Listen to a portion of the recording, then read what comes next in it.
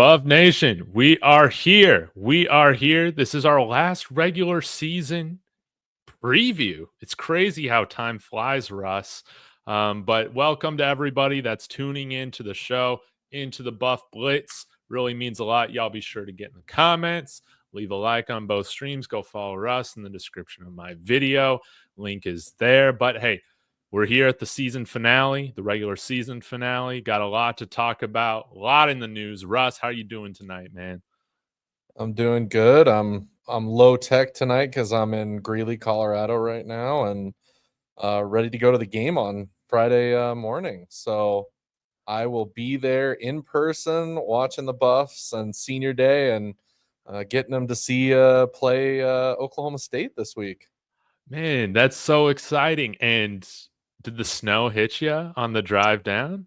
No. We got here before the snow hit. The snow hit this morning, and by this afternoon it was gone. As always. Yes. Gotta love Colorado weather. So it's been perfectly fine. We're excited. Weather's not looking bad for Friday, so kind of excited because an end of November game, you're probably thinking snow, cold, lots of different things, and it does not appear to be that way. It looks like 40 degrees and sunny on Friday morning. Yes. Well, I think this is going to be great. Get it done on Friday. We got the weekend to enjoy to see how the rest of the Big 12 unfolds. Yep. We probably won't spend too much time on this, but anything you wanted to hit on with the Buffs game, their loss to Kansas last week? I mean, not much that has to be said that we've already haven't said in the last week or so. Absolutely cannot have a defensive performance like that again. To be honest, I don't know if they could have that bad of a game if they tried at this point, because that would be just embarrassing. That would just say something about them as people, them as players, all of that stuff. I don't think that it's going to happen like that. Don't worry. We're gonna. It's gonna be a fun game Friday. Yeah. It was disappointing, man. But at the end of the day, we still have a fighter's chance. We're gonna need some help from the Wildcat teams, with Arizona, with Kansas State. Who else can help us out? Is it BYU winning or losing? Houston. So Houston beating BYU. and Texas Tech winning. So okay. Who's Texas Tech play? Shoot, I don't even remember. I just remember most people assume Texas Tech will win, but if Texas Tech wins, BYU has to lose for us to get in. Like that's how it happens, because Texas Tech would move up in the standings, and the tiebreaker with us and BYU would be Texas Tech at that point. Or one of the other teams that would be the tiebreaker, and because we beat Texas Tech, that helps us. So okay, so many different scenarios. But hey, the good news is just win on Friday. Like, we don't have to worry about it. Let's just wait until Saturday, see how it rolls.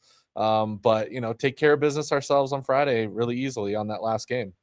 Yeah, no doubt about it. I put in the title for my video is that, man, we got to go crush the Oklahoma State Cowboys. If college football has another crazy weekend like we've seen the last couple weeks, we still have a fighter's chance, some slim odds to even sneak in there. If we can't get into the Big 12 title game, a lot would have to happen for that to go down. But I think in order for us to even have the slim possibility of that, we got to go out and take care of business in a convincing fashion. And this is, we'll get into the preview here later on, but this is going to be, I think, a good game for us. This is a game that I expect us to win, but there are some new wrinkles that we're going to have to deal with from Oklahoma State that we weren't expecting towards the beginning of the year. But Russ, you want to start with like recruiting news? You want to talk about the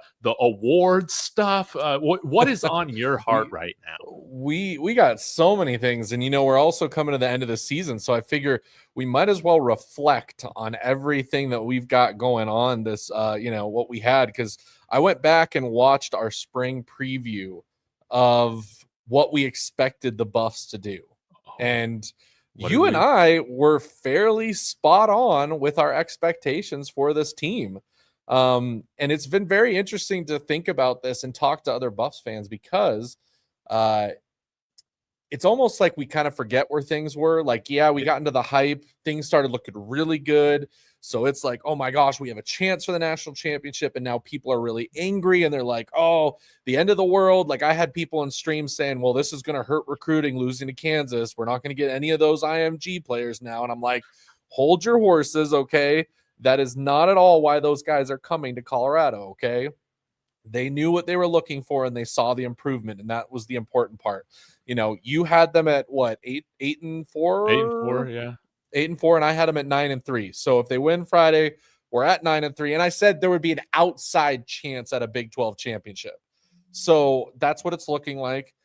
It's coming true. We got to realize what our expectations were at the beginning of the season and realize they at least met those. Are there little things that we saw that were like, okay, this team could be even better? But I mean, Dave, my question for you, if at the beginning of the season, before the season even began, I told you the Buffs will be 9-3, Travis Hunter will win the Heisman, and the Buffs have a small chance to get into the Big 12 championship game, would you have taken that before the season? Oh yeah. No doubt about it. I mean, the last time we were in a situation like this somewhat was, of course, in 2016, man. So it's been a long time. It's been a long time, and a Heisman winner. I know, Rashaan Salam won during our lifetime when we were younger, but this is truly the first Heisman winner that I can appreciate. I think the Heisman winner here in a few weeks that I can appreciate in my lifetime. It's been a dream season, man. Yeah, and it's going to be amazing. Like, I can't believe it. We're going to be one of the few teams in the country that has multiple Heisman winners. Like, it is a short list of teams out there that have the ability to say that, and Colorado's going to be one of those teams. And who knows what happens here in the future. If Prime stays around long enough, if he continues the recruiting efforts that he does, who's to say that we don't see another Heisman Trophy winner at Colorado, before Prime's time of coaching here ends. The fact is, we're trending in the right direction. Things are looking wonderful. We've got the recruiting mojo and momentum going, which I think brings us into the recruiting aspect, because obviously this week we saw the decommitments that we were expecting from London Merritt and McPherson. So that's telling us that, I believe that they are locks for Colorado. Those were locks all along. We've talked about that for weeks, that those two were going to be locks. The only people we're kind of waiting on that I think are the 50-50 kind of close are going to be, Owosu Boateng and Michael Carroll. Those are the only two that we're not sure on, but I like where we're looking with that. I especially like where we're now trending with Boateng from everything I'm hearing. I think it's a much more likely scenario that we do get him. He's not committing or signing or announcing anything until signing day. So we'll have to wait to actually hear that one. And then Michael Carroll, who knows what's going to happen with that one. But if we can get both of those guys on top of the other IMG, Dave, we're the momentum we're carrying into that offseason is just going to be so much fun. Like, what are your thoughts on those guys? Like, who are you most excited about, when it comes to that IMG group? Oh man, well, it's hard for me to pick a favorite right now. I mean, I guess for right now, for this week, it's so funny because you can't really communicate sarcasm on Twitter or just in like written text. But I retweeted Hayes Fawcett's GIF that he posted, just a little bit ago, and I said McPherson. And then everybody, like the two people that respond, they're like, no, this isn't about McPherson. Yeah, I know it's not about McPherson, but I'm hyped about McPherson. I think that, hey, he's an underrated guy. I love his wingspan, his motor. I love the tenacity in which he plays with. And so these are the types of recruits. They're under the radar. He's not this 4-star, 5-star kind of guy that's being recruited by all the blue bloods in college football, but I think he embodies the DNA that this program is building with. And so I saw again today that he decommitted, or maybe that was yesterday, from Oklahoma State, and that's perfect timing, as we say, with them coming into Boulder on Friday. I'm really pumped about him. London Merritt, I think, like you said last week, you were feeling incredibly confident that he was going to be a buff, and things seem to be trending in that way.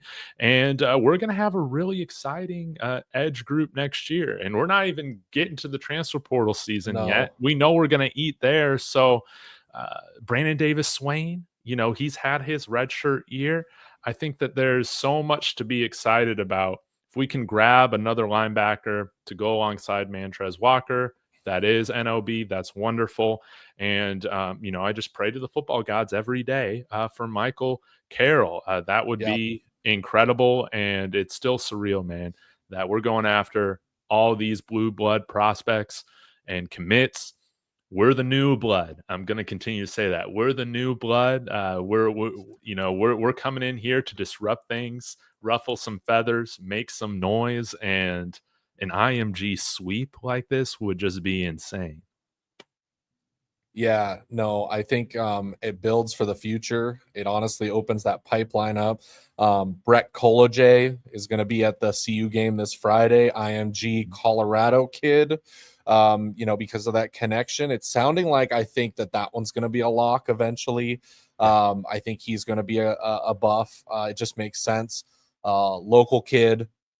Works with Matt McChesney. Matt has been pushing him to Colorado, and it looks like Colorado is finally now like really pushing for Matt's kids to bring them in the future, which is good because, as we know from being Colorado people, the one thing that Colorado does well recruiting wise is linemen and tight ends. Like those are where Colorado shines. And by that, the big thing I got to tell people, and they might be saying, well, it doesn't seem like it. I've never seen like a 4 or 5 star really come out of Colorado. There hasn't been many. The difference is our guys develop into very good players. They're not day one starters. They're not day one, we're going to come in and compete. But they are hardworking kids that come in. They develop really well.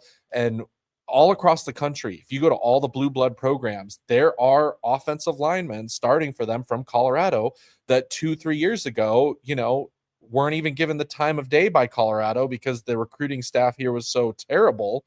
And now we have to see them succeeding at those blue blood programs. Well, we need to bring them in to create that depth and that kind of backlog of linemen so that we're not running into what we did this year, which is, a carousel of linemen rotating in and out because they're just not where they need to be. Like we need to get to that point where Seaton isn't the only one that is dominating each rep, and that we get more consistency across that. And I think we will starting next year. I really do. Yeah.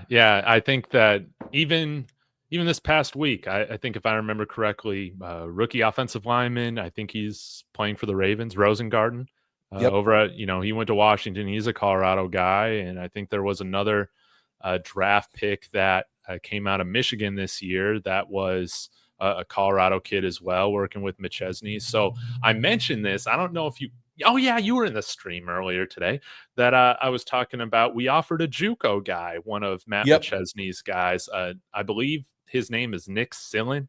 Correct me if I mispronounce his last name, but he's a JUCO guy, 6'8", 320 pounds. He has 3 years to play too. And I just feel like, again, Matt McChesney, his job is to get his guys placed across the country.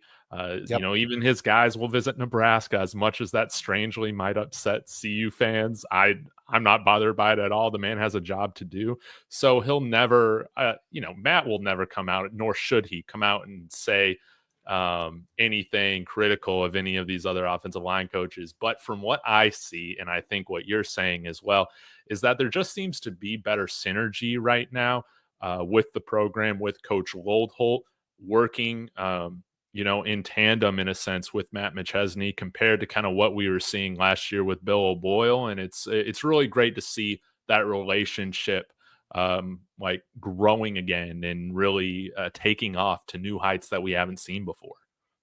A little bit of breaking news.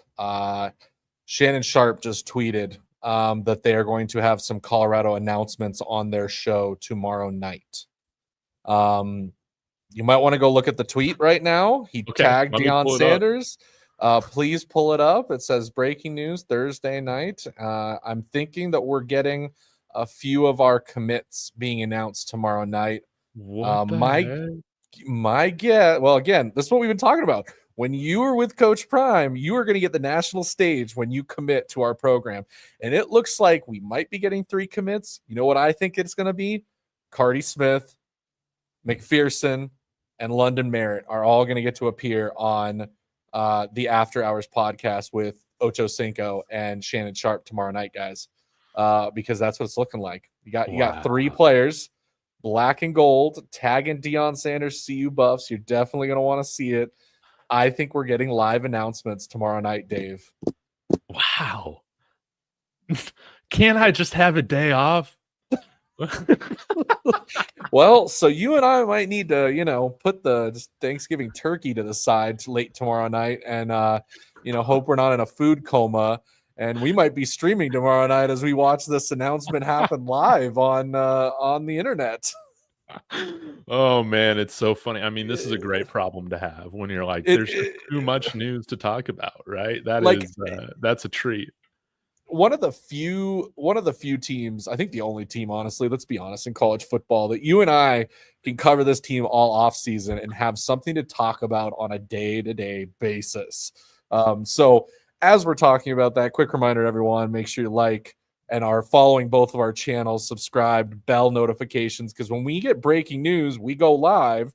So if you're not on Twitter getting notifications, if you're not on social media, I had somebody tell me that I was the reason they knew about Juju's commitment because popped up on their feed. They had the bell notification on. We went live with that announcement. So yeah, make sure you guys are doing that. But wow, look at that Thanksgiving nightcap, something big, and 1, 2, 3. Okay, remind me, who are the guys that you think are going to be 1, 2, 3? Alexander McPherson, London Merritt, and Cardi Smith, because those are the 3 guys that have decommitted from their previous schools that were in the running for them, and we were the only other teams listed in the running for them. So it's the same thing. I saw somebody else said that there was a rumor that Carroll decommitted from Bama. I have not seen anything about that. If he officially decommits from Bama, we can officially say that he's coming to Colorado because Colorado is the only other team he's talking with right now, and that's really in the running. Same with Boateng. It's Michigan, Colorado. That's it. It's 1, 2. There's not going to be other teams at his table. So it's looking really good right now. We're going to have some great momentum going into this weekend, and I'll be interested to see who shows up at the game because I feel like we're going to see some maybe surprise. I heard a rumor that there might be a surprise big time recruit on campus that we don't know about yet. I've seen a couple of different, podcasts. I think Matt even said it might have been McChesney that mentioned it. So we'll see. We'll see what happens this weekend, but it's a great time to become a Buff. Wow. I mean, this is just insane, man. I mean, you get Julian Lewis dropping his commitment on the Pat McAfee show. We're gonna have other people come on here onto Shannon Sharp's nightcap. Man, that's crazy. To announce 1, 2, 3 in the black and gold. Are you kidding me? And hopefully this year we can have like a early National Signing Day surprise. We were all hoping for one last year, but this is kind of getting into Gennaro's question I wanted to hit on. He's like, I see both McPherson and London Merritt coming from IMG. What third dark horse do you see them joining from IMG? And I know that, we've talked about Michael Carroll, but I think we're all expecting Alex Graham to decommit. He's been crystal balled to Michigan, having spent this past year back in his home state of Michigan, not spending his senior year at IMG.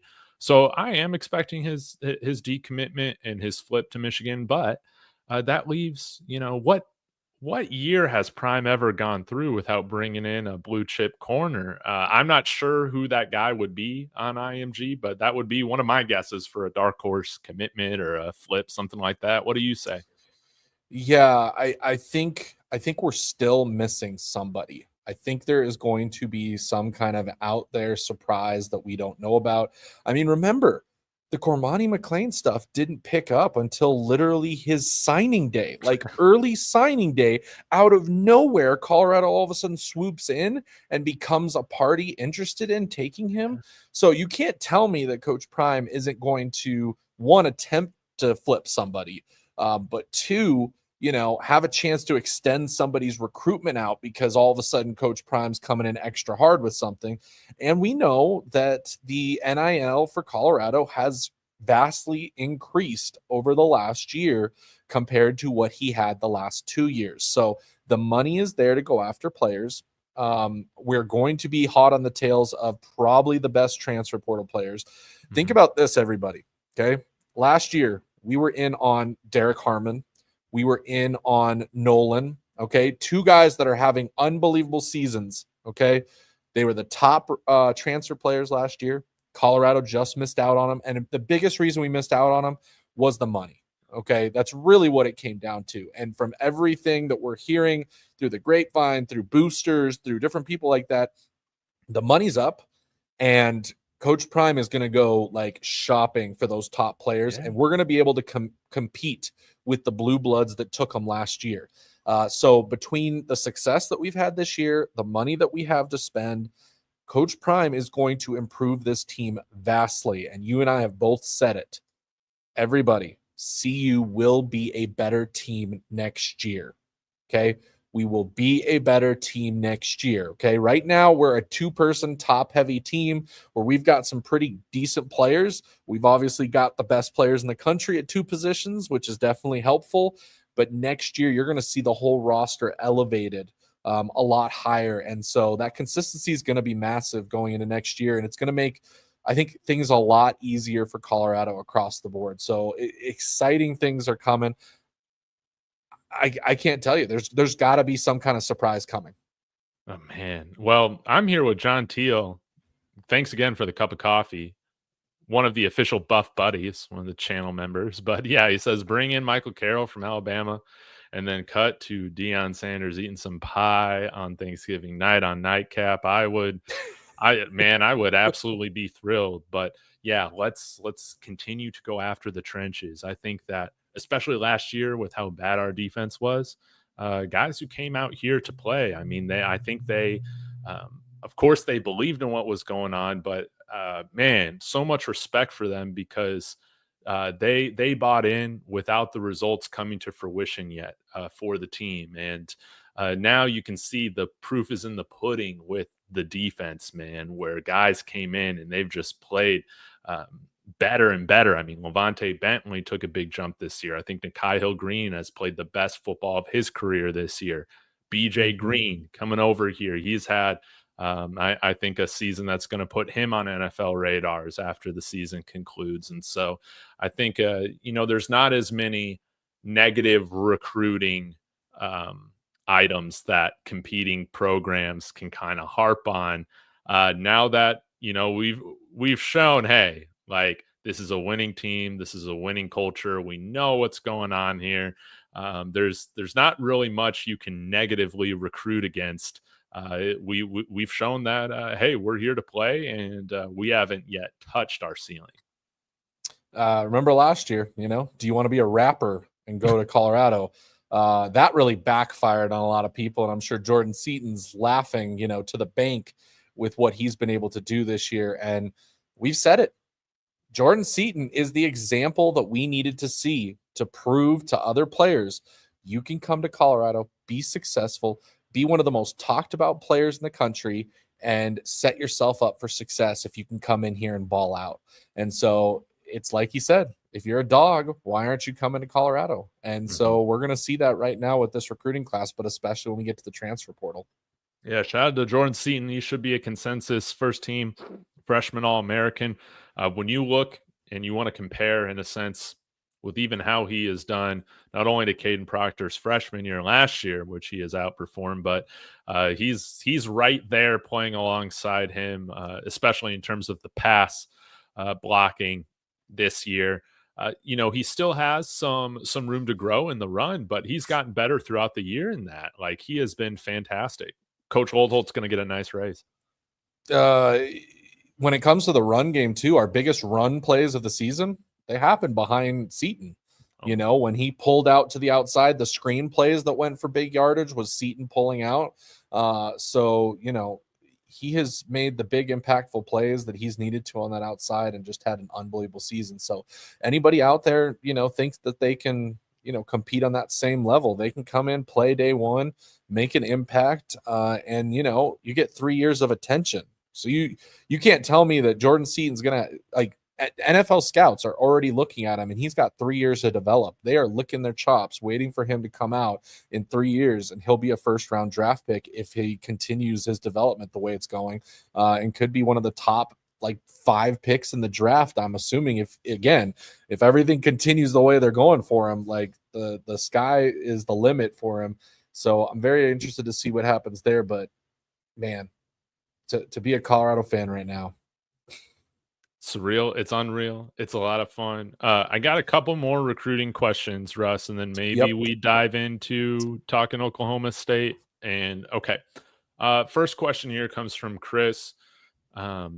Since we don't like to run the ball, I'm nervous we might lose some of the backs we have now to the portal. Thoughts? I'll let you answer first, and I'll give you my 2 cents. Yeah, I don't think we have to worry too much about that. I think that Welsh, he's locked in. Okay. When he played, he was consistent. He was good. He got injured. That's not his fault. And I think he enjoys his time here. He enjoys what's going on. He sees what we're building. Having Julian Lewis come in, he's not going to want to leave this place. And I'm sure that they're talking about it, what the team is going to look like next year. And with Julian Lewis at quarterback, I don't think we're going to be passing the ball like we were with Shedeur Sanders. I think we're going to have a much more consistent game going forward. I think the team knows that. I think we're going to be building a team like that. But because guess what, guys? We can't forget, when you have Shedeur Sanders and Travis Hunter on your team, this is the type of ball you play. Mm-hmm. Okay, why are you going to waste that talent by not throwing the ball? Relax. Next year will be better. The players know that. The players see that. So Welsh is back for sure. Augustov should be back. He's had a great season, and it bothers me that we don't give him the ball more, because if you look at his yards per carry, he's absolutely killing it. And that tells me you give him more carries until that drops down, because guess what? It isn't. And so I don't think they're gone. I don't know what will happen with Dallin Hayden. He's had such a down season. His play just doesn't match up with our style and what we need out of the run game and running back. So I don't think I could see him jumping easily. And then everybody keeps forgetting about Brandon Hood. And he is a secret weapon for us next year. Okay. He is what Dallin Hayden was supposed to be. He is a speedster. He is a smart kid. He obviously redshirted, so coming into his redshirt freshman year next year. So I think that we are fine at running back. Do I want to see maybe one more come in, maybe from the portal, veteran guy to help out? Yes, but I only see that. I don't think that we're going to see any big movement out of that room. Yeah, I mean, this is just the day and age in college football. This isn't just particular to Colorado, but any players that are kind of lower on the depth chart than where they would want to be, you can always consider them possibly jumping in the portal. So yeah, like you brought up Dallin Hayden, I don't think that he expected to come in here and kind of be that. I think that a lot of us would probably consider him like the third back with everybody that's healthy right now. So but who knows? I think that it does provide an opportunity. I would love, honestly, for CU to target like a very high-end running back. Like, Damian Martinez went to Miami this year. Like that type of guy. No shade to the running backs we got. But that is like, hey, let's go get a guy who is like our wide receiver group. It's just flushed with potential draft picks. I don't think our running back room is there right now. But I also think, Chris, you'll see the offensive line when you have a true freshman that's going to be behind center next year. The offensive line cannot be like a net neutral or a net negative. It can't be average. I think that there's going to be a lot of emphasis hit on the offensive line to make sure that it's a strength of this team next year. And I think you will see us running the ball again, like you pointed out, Russ. This isn't an upperclassman potential number 1 overall draft pick this year that is behind center that you should be playing through that quarterback. I think Julian Lewis can eventually get there, but why the hell would you do that to him in a freshman year? Put all that responsibility on him? No. I don't think that's his game either. Watch him play in high school. It's a very different game. He is, if I'm being honest, the most prototypical NFL type quarterback that I've seen in this class. Okay. He does everything that an NFL quarterback should do. He takes snaps from under center, which you do not see very often in high school. He does a lot of play action. He boots.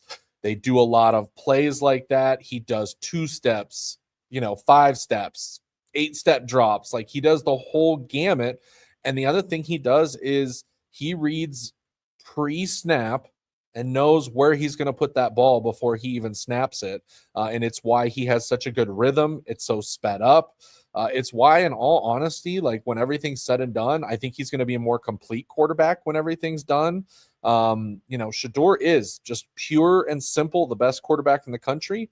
And I think a lot of that has to do with his ability to improvise, similar to like Caleb Williams last year. And sometimes it's a detriment, sometimes it's good, but Juju's going to be a very different quarterback, guys. And I think next year they're smart enough to know how to use him. And I'm going to say this. I'm glad that we have Pat Shurmur as an OC going into next year, because I feel like he can implement his kind of normal offense. And I hope he does. I hope Coach Prime lets him kind of take that reign a little bit more and really kind of put that pro style into play like he's done with some of the other quarterbacks he's had in his career.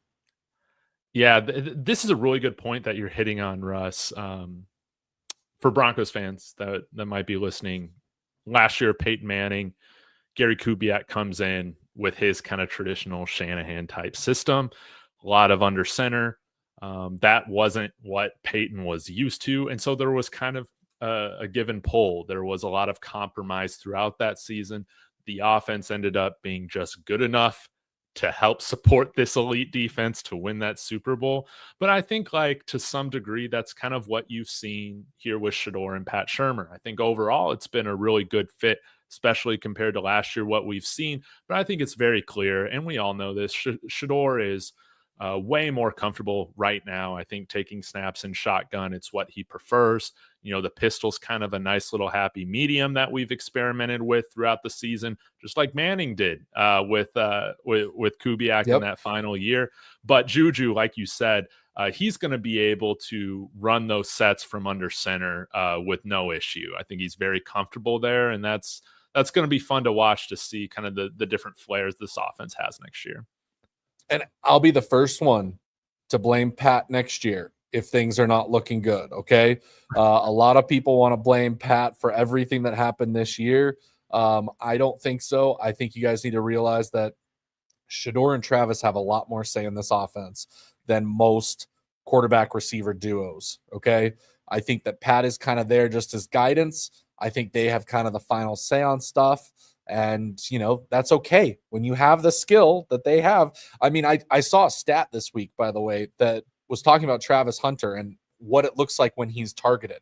Like, he has, I think, like 2 official drops, they said, in his like entire college career. Wow. When he's targeted, the quarterback's QBR is like 130, not QBR, but their actual quarterback rating is like 132, and the max is like 150 something. So when you have a receiver that's that good, that's why you see plays where Shedeur Sanders just says, go deep, I'm just hucking the ball up to you and you go get it, which we saw 2 weeks ago at Texas Tech when he caught that 4th down pass over the 4 guys. So that's why the offense has looked like that. The offense will look different next year. At least I hope it does. If it doesn't, I will be the first one to be upset and call it out as we see it for sure.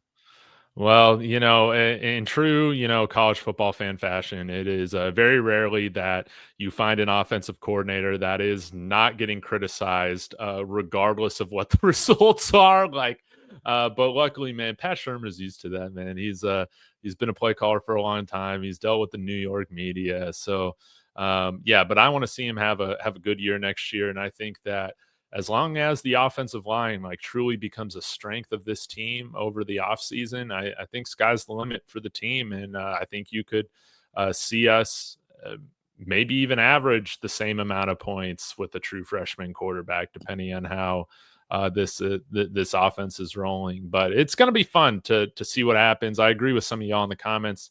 Let's get ourselves a nice tight end as well. That will be a good security blanket for a young quarterback. And again, it's not that we are anti-tight end or Pat Shermer is. I mean, there's been plenty of tight ends that have had success under him. And so that's going to be something to watch.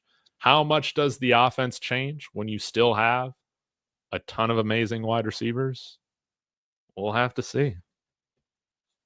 Just realize, guys, buckle your seatbelts. Make sure you're tuned in all offseason because things are going to get crazy, okay?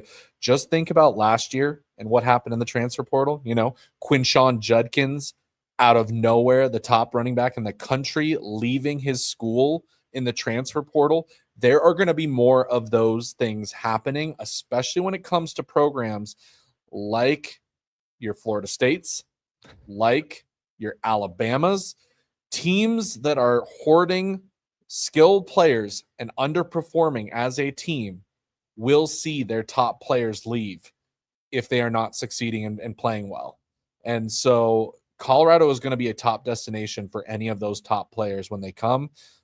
So just be ready, guys, because it is going to be a fun, enjoying ride where we're going to be in the talk almost every single day because we are the center of college football right now. It's crazy to say that, but it's true.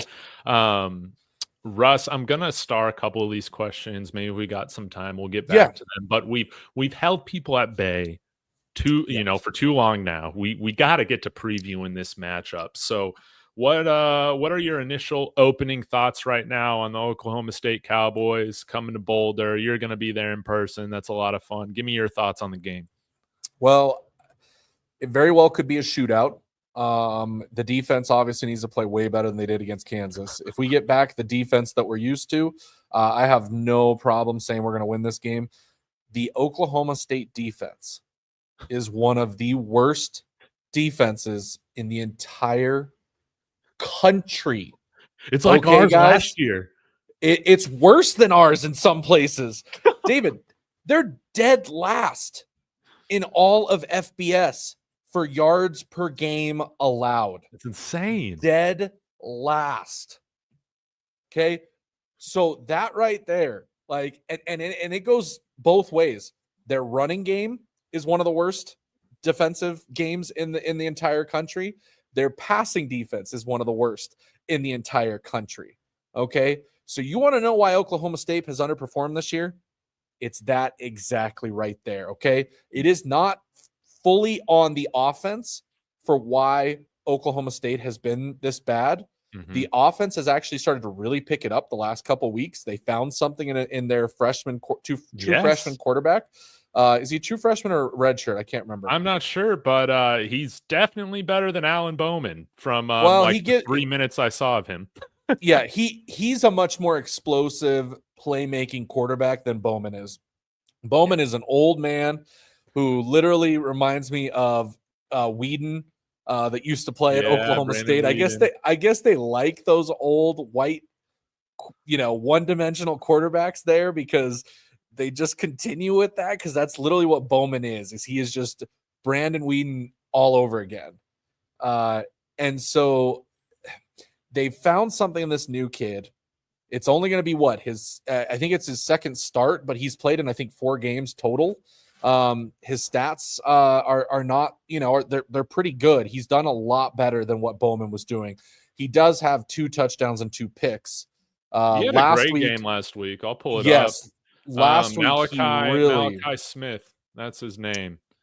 He had a great game. Again, Texas Tech defense, but 48 points. That's by far their best output on offense. And 316 yards on 74% completion, 2 touchdowns and a pick. And, we don't have a lot of tape on him. Nope. So, the defense is going to really have to come through for us on Friday because, and here's the other thing I got to say. Two big points that I want to make about Friday's game. I don't think that we're going to see a repeat performance from the defense again. I don't. This isn't that type of team. And look what's happened after every letdown. Okay.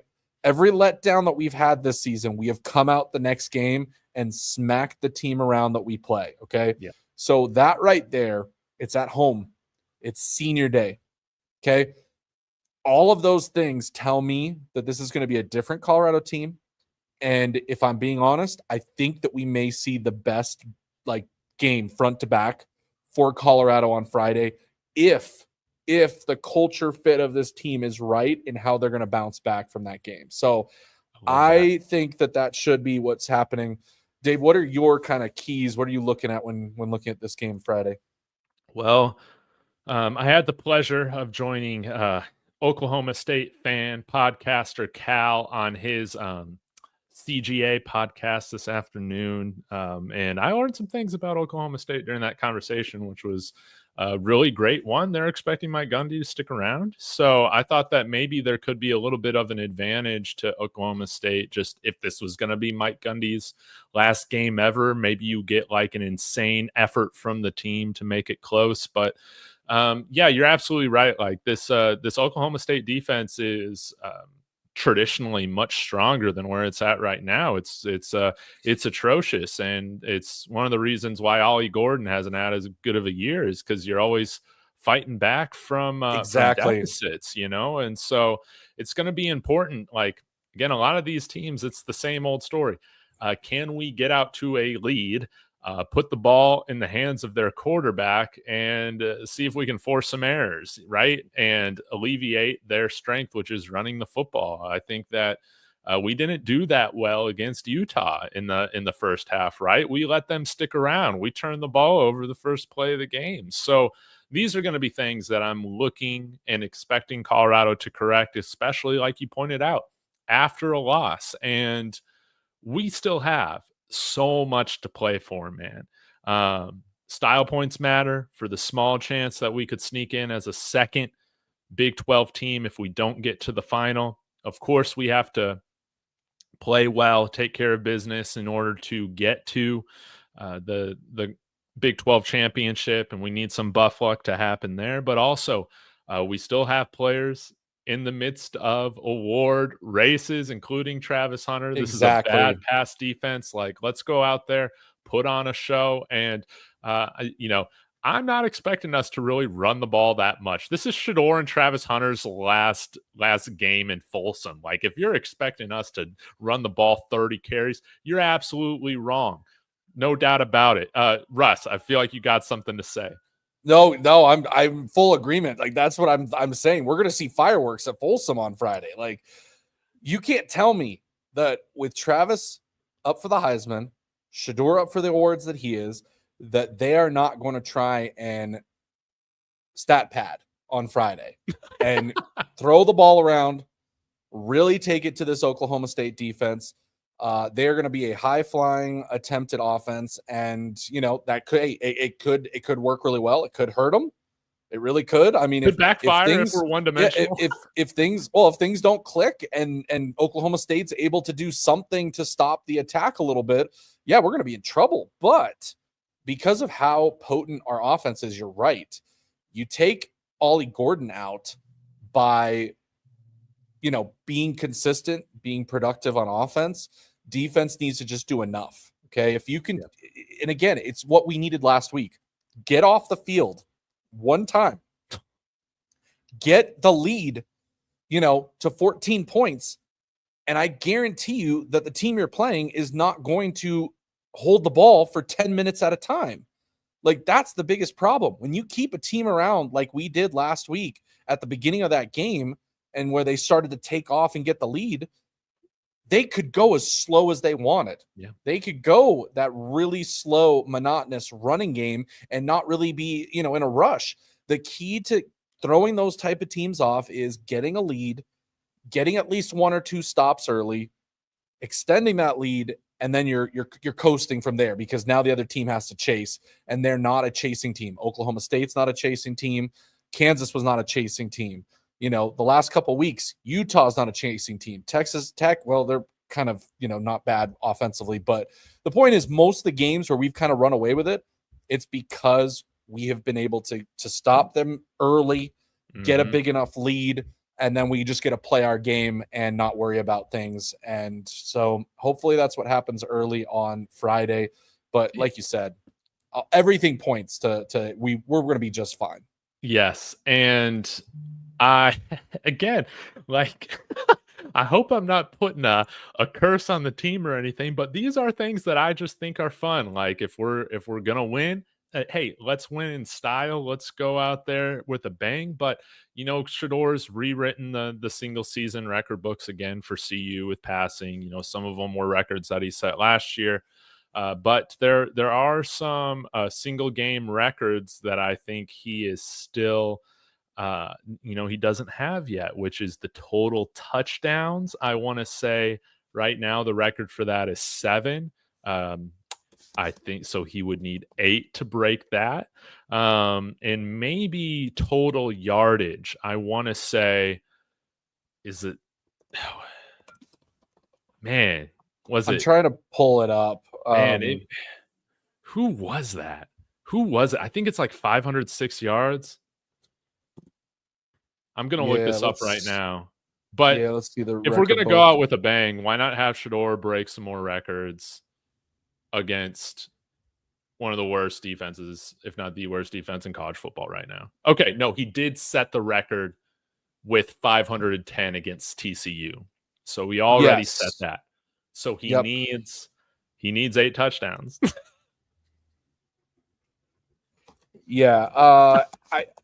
And Travis is chasing some receiving records that he could easily beat this year. If I remember right, hold on, I'm trying to pull it up. Football individual record book. Let me see if I can find. It was so easy to find. There it is. At least I think that's it. If you have it, I don't. It's not. I'll pull up Wikipedia here. Let's see what we got. It's on Wikipedia. But I know that Travis is coming close, I think, in receptions. Maybe. I don't remember what it is. Okay, here we go. So single season, Shedeur already has that. He beat his own record this season already, so he's the number 1 for a single season. Now, Juju, will he beat Cepho? That will be fun to track. I think he can. He will have a chance if he plays 3 years. I mean, look at that. Shedeur almost caught him in 2 years. I know, it's crazy. It's crazy. If Shedeur came back, exercise that COVID or whatever. If Travis came back, imagine what records he could break. Shedeur. Okay, oh man, he could still break the career passing touchdowns. Yes, he could. He needs 7. Yes, and you're playing in this game and at least one more. Oh, so 5 on Friday, and he's got it. No.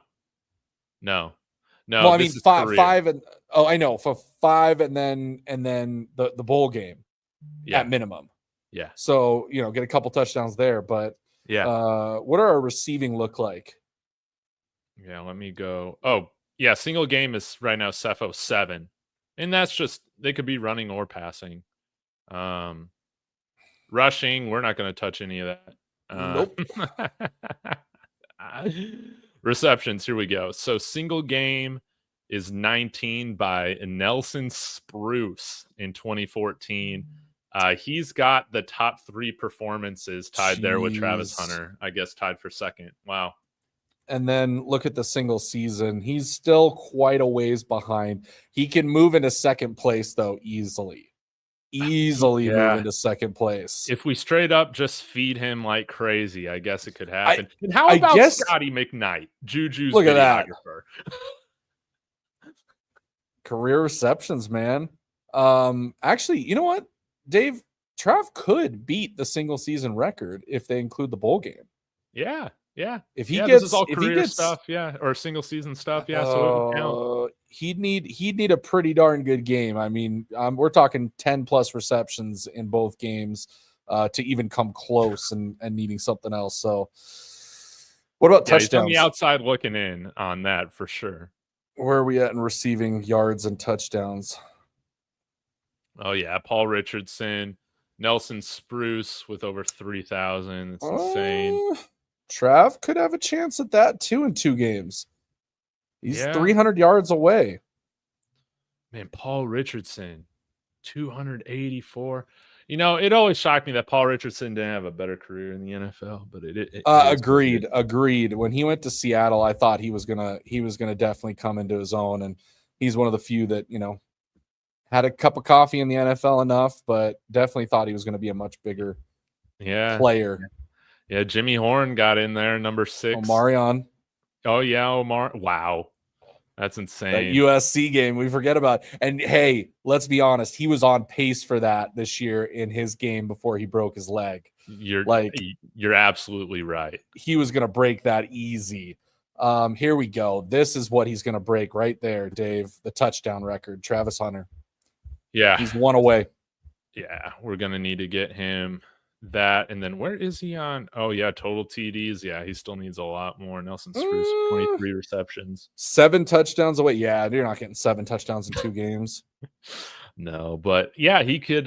He needs 2 touchdowns to break the single season mark. So that's pretty cool. And a single game, he's tied for first with 3. So Dylan Edwards, we got to write him out. We got to write him out. But So when it comes to the record books and it comes to Travis, it comes to Shedeur, I have a question for you that I've been going back and forth with a bunch of people. Do they retire Travis Hunter or Shedeur Sanders jersey after their time here at Colorado? I think they should. Now, what does a jersey retirement mean? I think that they should be retired, but also I've changed my mind on this. I think that they should be legacy numbers. Well, at least number 2. Shedeur should be. Now I know Shedeur's not going to win a Heisman. Like, I understand that, but these 2 players, again, just on the surface, if you look at the stats or whatever, you know, they're very good college football players. Shedeur's only been here 2 years, so the career stuff here isn't going to be like eye-popping or anything, but what they mean for the rebirth of the program, I think, is also incredibly significant. So I would love to see both of them honored in some specific way. Maybe, to be honest, man, I don't even know how CU does the whole Buffs Hall of Fame stuff, but I imagine both of them are both going to be shoo-ins for that, and to honor their numbers in some ways, just like Salinesi. His number 8 is honored, but like you see DJ McKinney wearing it. Number 8. The only number that isn't worn right now is Rashaan Salam with 19. And I think that Travis Hunter, if he does win the Heisman, I think that you could argue for retiring that one as well. I doubt you would ever see a number 12 that would ever, fill those shoes to that extent. But I also like the idea of having them legacy numbers. I think that's kind of fun too. I think I would agree on that with Shedeur. I think Shedeur could be a legacy number just because of the way things ended.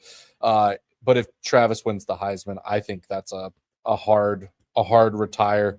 I think that should be kind of the bar that you start setting on those. Either a national championship and best player of the year, combination, or the Heisman Trophy. Which, obviously Rashaan Salam is our other retired jersey, and it would just make sense. I would just hope they wouldn't wait too long to retire Travis's number. So I hope they learn from, past of what they need to do. But yeah, I could see 2 being legacy, and I could see then I'd say hard retire 12.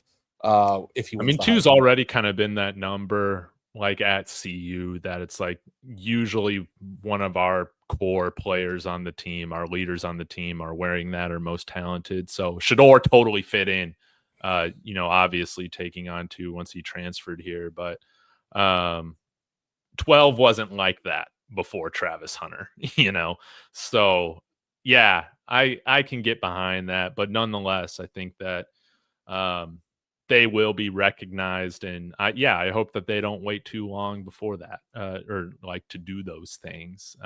Take advantage of the moment, and those guys have, you can say what you want. Of course, Shedeur's dad's out here, but at the end of the day, these kids came out here as well, and especially Travis. I mean, Oh, he could have gone anywhere. yeah, he could have gone anywhere, and he continued to follow Prime and came here to Colorado, and it's worked out as best as you could imagine. He could be the number 1 overall pick this year.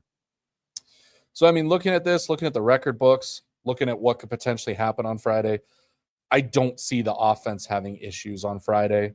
And I really do hope that the defense takes offense of what happened last week and really comes out wanting to prove something this week. I think that'll be a big thing. And, the tackling issue, that's something you can fix. That hasn't been an issue all year. And it looked like they were all going for the big hit instead of the wrapping up, instead of what they've been doing all year.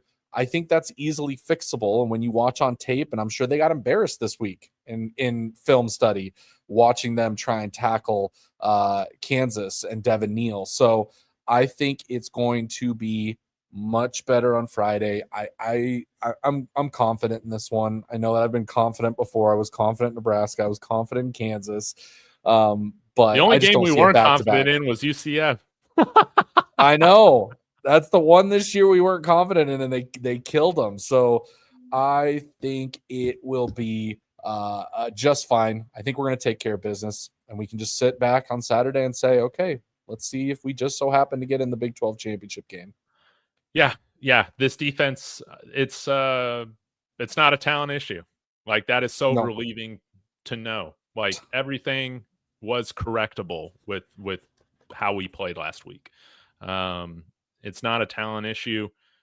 We got one of our best efforts of the year last year in our season finale. So, and we got way more to play for this year. So let's make sure we do it this time at home. And yeah, this is going to be a lot of guys' last game at Folsom, as sad as that is. And I just want to hit on this, Russ. Again, so many of these haters, over the 2 years will say, well, good luck ever winning a bowl game because Shedeur and Travis would never play in it, all this sorts of stuff. Well, Coach Prime showing again that this team's just got the right stuff, right?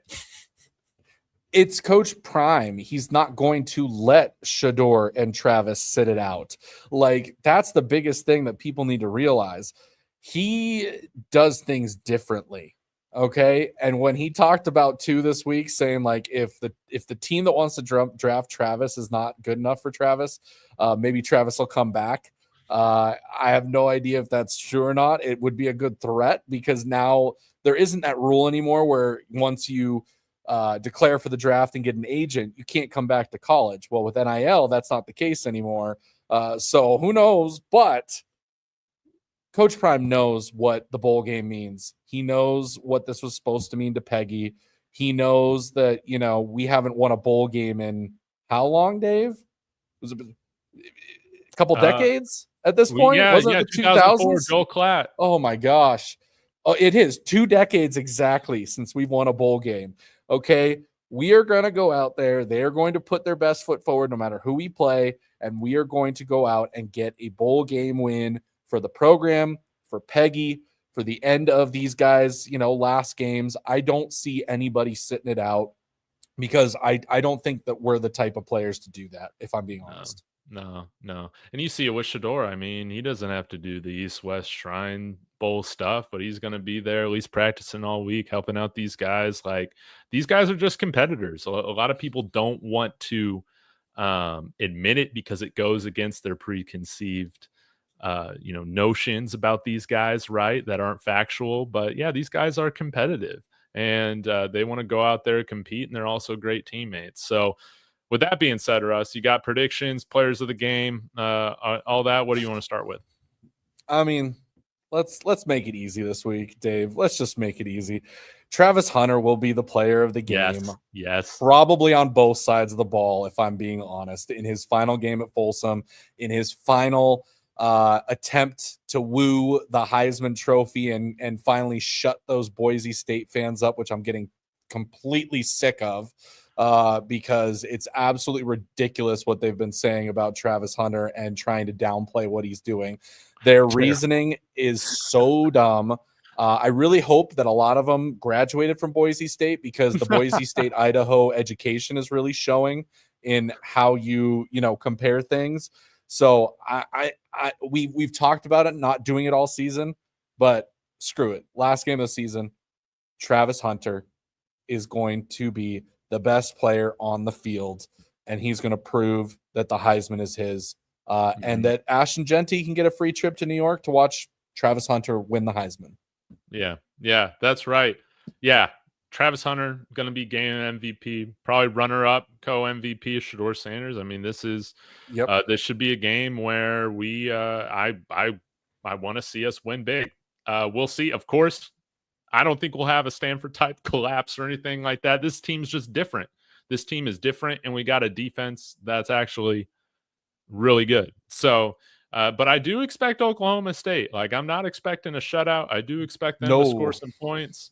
Ollie Gordon is no joke, even though he's having a down year. But in this very well, it seems like Oklahoma State fans seem to think that he's going to the NFL. And so you got to imagine that he's going to want to show out in his last college football game of his career. So, but let's just hope for a nice, high-scoring, entertaining affair, and to help Travis secure that Heisman Award, and then we can see if we can get the other luck that we need to find ourselves in Arlington here in a couple weeks, man.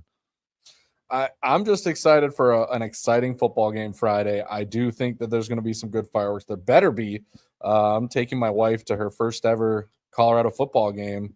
Awesome. So, for that memory to kind of last, I hope it's a very, very good game. Excited to see what they do. But yeah, Travis Hunter all the way, player of the game. Dave, what do you think the score of the game is going to be? Man, well, okay. I got to do this based off of what I'm wanting. So it's got to be like 56-20. That way Shedeur breaks the single touchdown game record, right? And surely Travis Hunter will get enough of production, to break some of those other records that we talked about. But yeah, I'm not coaching this team. I can come out and say whatever I want. I want this team to set those records tomorrow. That's what I want. I mean, hey, exactly. We're fans. Okay, guys. We can't actually predict the game. What we say is not going to affect the outcome. This is all just us having fun. I'm sure we're going to get some crazy scores in the chat. If you guys want to throw out your predictions for Friday, I'm going to go a little bit more realistic, but also I think still a good game. I'm going to say 42-21. Okay. 42-21 Colorado gets the victory. I think that Ollie Gordon gets 2 touchdowns, and he looks, like he does. I'd probably 150 plus yards, 2 touchdowns. But again, they're going to be chasing. So it's not going to be that slow down play and just methodically let him go. So I think, 42-21. Oh, how about this?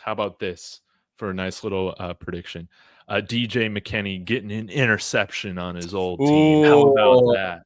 Ooh, you know what? Take it a step further. Could you imagine a pick 6 from DJ McKinney? Let's go. What he would do? I guarantee you, he's taking a personal foul penalty at the end of that for excessive celebration. Because the defense likes to get those penalties when it comes to scoring touchdowns. They do. And if I'm being honest, go right ahead, because it doesn't hurt the team in any way when you really look at it. So I think that could absolutely be what happens. Yeah, I want to see a lot of showboating. Again, it's nothing personal to the Oklahoma State Cowboys. It's just personal to the refs, and it's personal to the haters. Let's go out there, put on an entertaining show, and have it be a memorable game. Again, it's sad. This first part of the Coach Prime era is almost coming to a close. Hopefully, by an act of the football gods, we get a few more games. But at the end of the day, we got 2 more games to watch. Some of these guys suit up in the black and gold, and let's cherish it. Let's hope the Buffs can take care of business and get wins here and enjoy it, man. Any last thoughts, Russ? No, I'm excited for Friday's game. I'm ready for it to come. And the fact that we get a little bit of an early Christmas Thanksgiving gift tomorrow night is just the icing on the cake. You know, that's the ice cream on the apple pie after Thanksgiving meal that we're getting tomorrow night. So super excited. Real quick, Viral Authority, Hodge is not playing. Nope. Coach Prime already confirmed that today, right? It was today that he confirmed or that. last night on Twitter. I can't remember, but he said Hodge ain't suiting up. I know that some of you guys coming into the chat late heard about Shannon Sharp doing his thing. So Russ, just to remind people, man, who are you expecting to be these guys on Nightcap? The more I think about it, Dave, if I'm being honest, and I really want to, hype you up a little, if they're going to do 3 commits together, does it not make sense to get people from the same school to commit? Adding to that, Dave, Boateng is committing on signing day. So that leaves 3 other IMG kids who know each other, who could go on it together, commit together, and that would be London Merritt, McPherson, and Michael Carroll. Okay. And I don't know. That's like the best case scenario, right? Best case scenario, it's those 3. What it could potentially be is the 3 guys we know that are probably silent commits at this point, and that would be Cardi Smith, London Merritt, and McPherson. Yeah. But I don't know. I don't know who the 3 could be. I think it is at least at minimum, it's Merritt and McPherson going to be on the show. I don't know who the 3rd is going to be. I don't. Yeah. It's going to be fun. I mean, even though Nathaniel Owusu-Boateng said, on signing day, maybe he just switches it up. We've seen high schoolers do crazier things before. I know. Right? But yeah, is Jimmy going to play? I don't think he is, right? I think Prime said it's not looking likely. Yeah. I don't think he confirmed that he's out. I think he just said it's not trending right. Yeah. My guess is that's a no. Okay. Cool. Yeah. And then I guess we'll figure out what bowl game we're playing in. I guess if we don't make the CFP, as much as I hate how often we've played in the Alamo Bowl, I'm now down the street from the Alamo Dome. So that would be my preference. I don't know if I'd be going to any of the other bowl games otherwise, but you can bet I will be there if the Buffs are at the Alamo Bowl. So when it comes to tomorrow night's announcement, Dave, should we be live for when that happens? Let's text about it, man, because I have no idea how Thanksgiving tomorrow is going. I know, same. It's a rough one to be on Thanksgiving. It's also going to be really late because you got to remember that Sharp's show is a very late. What time does it start at? Show. I want to say, shoot, I can't even remember. Does it say on the tweet? Let me go back and see. No, it does not. I have to go to his YouTube channel to figure that out. Oh, okay. Nightcap. What time every night do they? Because I know it's late. So 11 Eastern. Oh yeah, so 9:00 Mountain. Yeah. Yeah, we'll think about it, guys. I may go live. We'll think about it. Yeah, we'll see what I'm doing.